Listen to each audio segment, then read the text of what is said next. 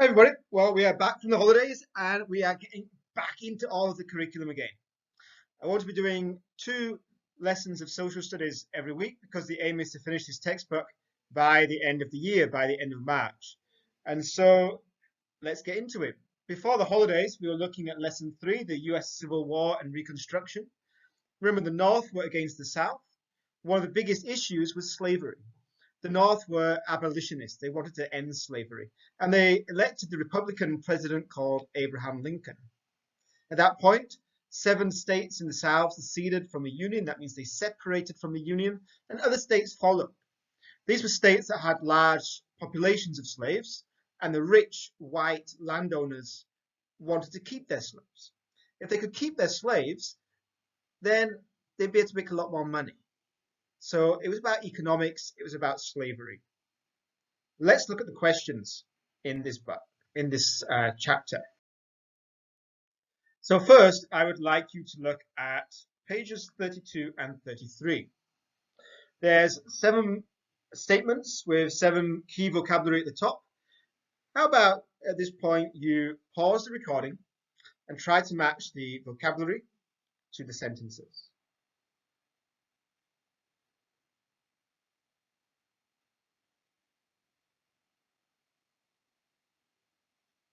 Okay, well, if you've done that, let's look at number 1.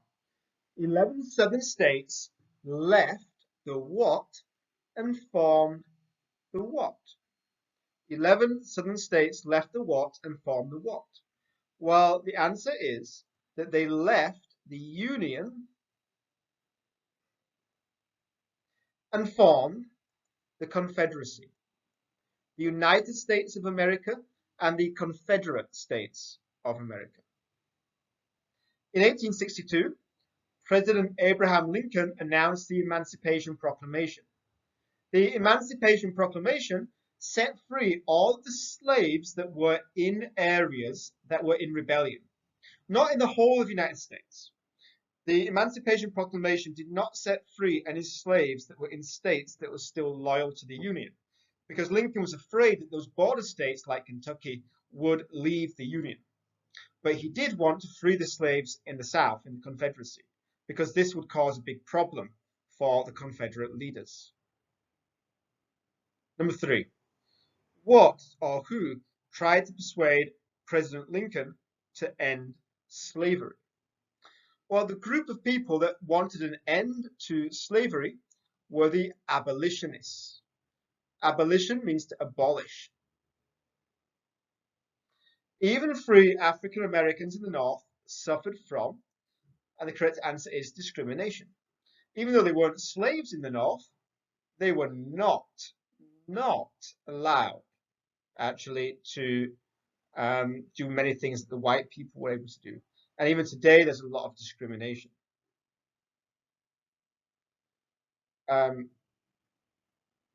Number 5, in order to rejoin the Union, the Southern states had to ratify several amendments. The 13th Amendment that ended slavery, the 14th Amendment, which gave former slaves citizenship in America, and the 15th Amendment, which gave people the right to vote, and they could not be discriminated against based on the color of their skin or their race. Now, amendments were changes to the Constitution, the law of the land. Amend means to change. And to make an amendment, there were 2 steps. In Congress, in government, it was proposed, and then the states had to ratify. So propose means to suggest, and ratify means to agree. These are key vocabulary terms, and they're going to come up quite a lot later in the social studies course. So try to remember those 2 words, propose and ratify. Propose means to suggest, and ratify means to agree.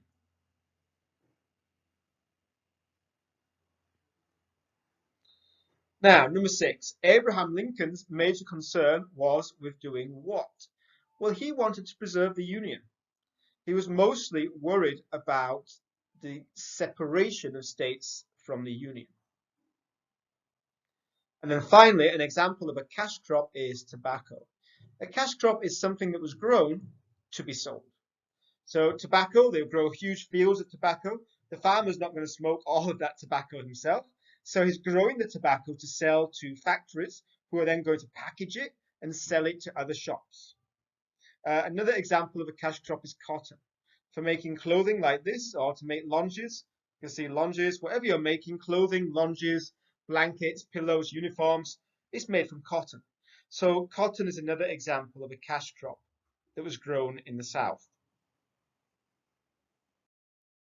Okay, I'd like you to pause the recording again and answer questions 8 to 11.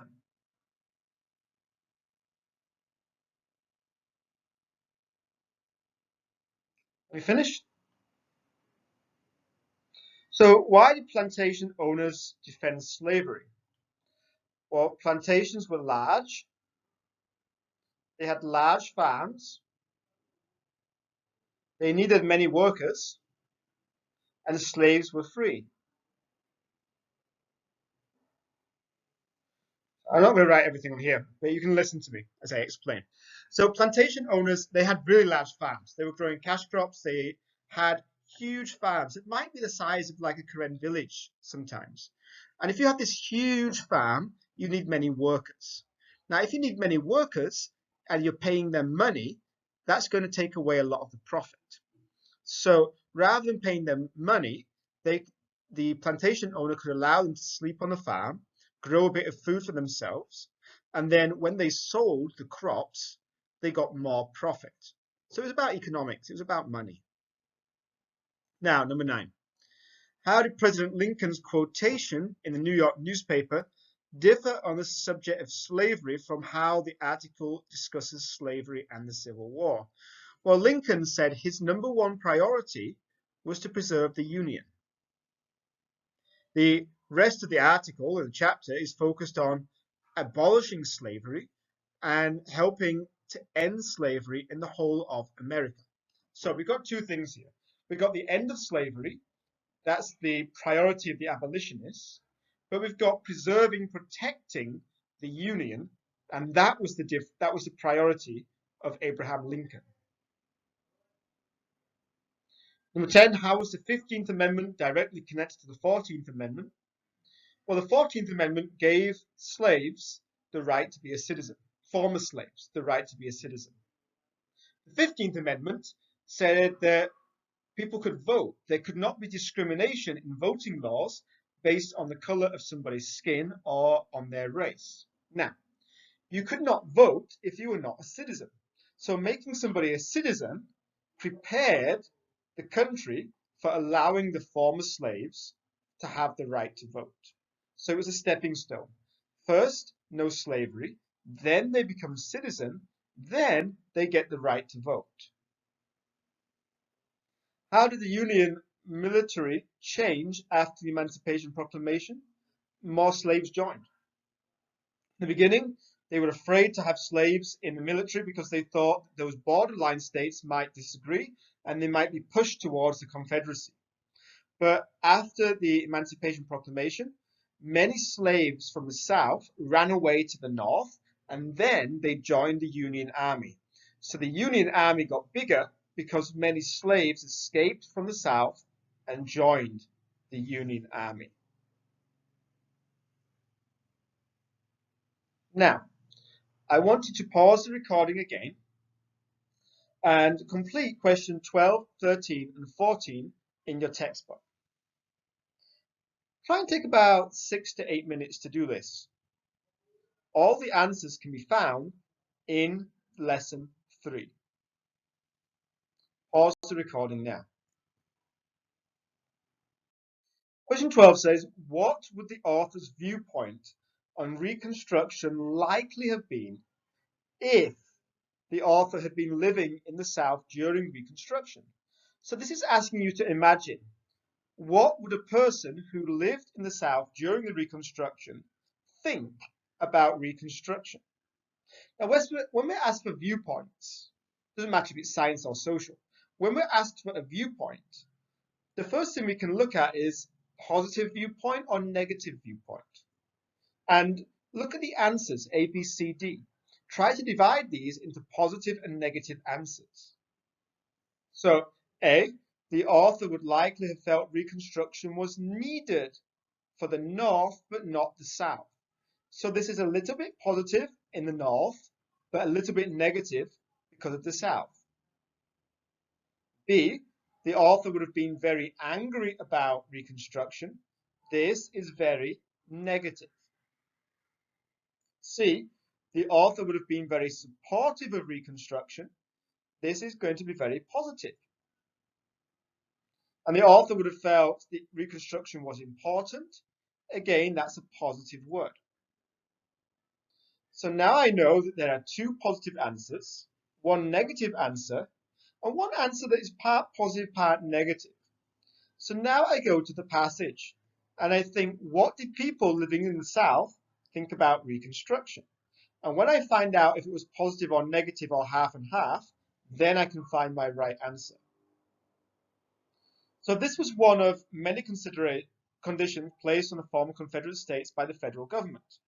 Congress implemented Reconstruction, a plan to reorganize the southern states so that they could be readmitted, so they could come back into the Union. In addition, Reconstruction worked to change the social order so that blacks and whites could live together in a society without slavery. Reconstruction lasted from 1866 to 1877. The South generally did not welcome Reconstruction and felt it was humiliating. Humiliate means to take away your pride. So they were humiliated. They did not welcome. This is negative. So the people that were living in the South thought it was negative. It was humiliating. They did not welcome. The only answer that is totally negative is answer B. So that's the correct answer. Question 13. Which Civil War amendment had the purpose of giving the freed slaves a voice in the government? 16th Amendment is not relevant. 13th Amendment ended slavery. 14th Amendment gave them citizenship. 15th Amendment said there can be no discrimination based on the color of someone's skin or their race when we're talking about citizens being allowed to vote. Now, voting means voting for who is going to represent you, who is going to go to government, who is going to be your voice in the government. So we're talking about the 15th Amendment. 15th Amendment is talking about the voice in government, voting for people in the government.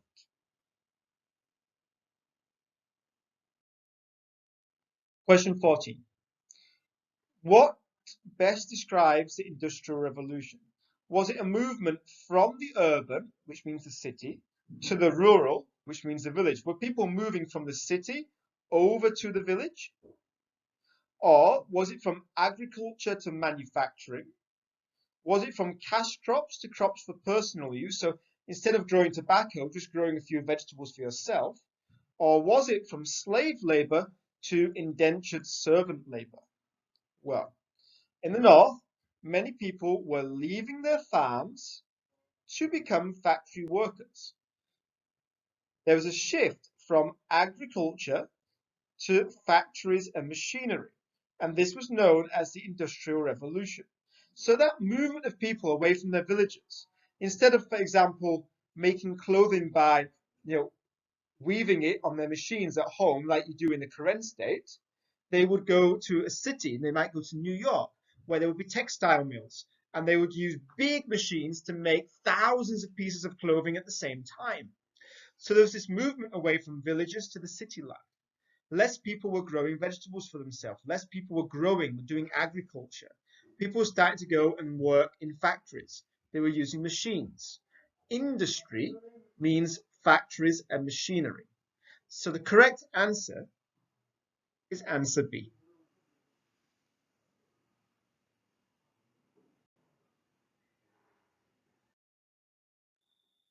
Okay, finally, I'd like you to pause the recording for 5 minutes and answer question 15 and 16.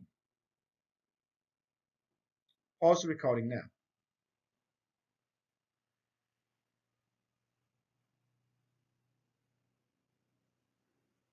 Now, why do you think people in the South felt humiliated by Reconstruction? Well, think about how society had been before the Civil War. Before the Civil War, the white people had been very important. The black people, they actually hadn't been seen as people. They'd been seen as slaves, something that was owned. For example, I own this coffee pot. If I want to break it, I can break it because it belongs to me. But after the Civil War, during Reconstruction, the amendments, the Civil Rights Act, these were giving black people, former slaves, rights the same as the white people. So the white people felt that their status, their position, had been taken away from them. And it wasn't done by their own leaders, it was done by the northern leaders. So it wasn't that they were choosing to give rights to the black people, it was that the North, who won the Civil War, were forcing them to give rights to the black people. So there's a changing status in black people, with the white people losing their superiority, and it's that it's been forced on them by the Union, by the northern states. It's not something they're choosing to do for themselves. Also, there was a large military presence. The Union, the North, left their soldiers in the South to make sure that the southern states obeyed. So I suppose in Myanmar, it's like having the Burmese army in your village.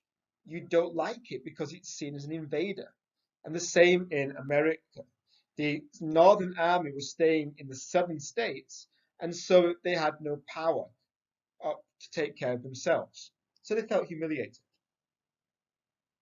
And then question 16, what would be your plan for Reconstruction if you had been part of the government at the end of the Civil War? Now, there's not really a right answer or a wrong answer for this. There could be many possible different answers. For some, for example, the radical Republicans, they wanted to punish the Southern leaders because they had separated from the Union. And they wanted to make sure that the slaves got equality, that they were protected from the white people. But the president, Andrew Johnson, and the president before him, Abraham Lincoln, both of them wanted to be quite gentle. They wanted to offer forgiveness. They wanted to make it easy for the North and the South to come back together. So even in the government, there were different opinions. I suppose for me, if I was answering this question, I would be more like Andrew Johnson. I would not be trying to punish the Southern leaders for starting the war. I think when we look around the world, when wars finish, if we spend most of the time punishing the people that lost, well, actually, you make them hate you. You make them resent you. You give them a reason to rise up again in the future. If you can try to go forward after you win by being humble, by trying to make peace and join together both sides, then you're more likely to have a united country. You're more likely to have a long-lasting peace. We can see this actually after World War One. After World War One, France, Britain, and America, they punished Germany very strongly, and they made the German people hate them. And they hated them so much that they chose Adolf Hitler to be their leader in 1932. And Adolf Hitler started World War II. In contrast, after World War II, the Americans especially put a lot of money into Europe to rebuild the countries, to make them strong again, and to try to make peace, to try and make long-lasting friendships. And since World War II, there's not been another war in Europe on the scale and size of what happened in World War I and World War II. The same way that we can listen to Daw Suu today. When Daw Suu is giving speeches, she talks about the need for reconciliation. She's not asking courts to go and investigate what happened during the military junta. She doesn't want to arrest leaders of the SPDC. She wants healing. She wants to bring forgiveness. She wants the whole country to unite again and to grow together. And for me, I believe actually that she is very wise and she's chosen a good way. I think this is a way to rebuild Myanmar in the future, to make it successful, to give people their rights and to make it economically viable. It's also the same in the Bible where it says, blessed are the peacemakers, or they will be called the children of God. For me, I think when you end a war like the Civil War in America, if you can try and heal the pain, if you can try and bring forgiveness, if you can bring unity, then you have a long-lasting peace. Now, of course, people in the South, they were hurting. They lost the war, and many of their sons, their fathers, had died. But also in the North, Northern soldiers had also died. Fathers and sons had died. Now, if they always tried to get revenge for each side had done, there would be a never-ending cycle of violence. But if they could move forward together, forgiving each other, then they could build peace and they could have a long-lasting, successful future. So for me, I really believe that Andrew Johnson had the right idea in making it easy for the southern states to come back into the Union again. But that's only my idea. Whatever your idea is for question 16 is valid, because everybody's idea is correct. My idea is right for me. Your idea is right for you. There's not one answer. And that's why governments have very difficult jobs to do, because there are many different choices they can make, and these choices all lead in different directions. There's never one right answer and one wrong answer. There's just different answers. Okay, that's the end of today's lesson, and we'll continue in lesson 4 on Friday. Also, that's like order.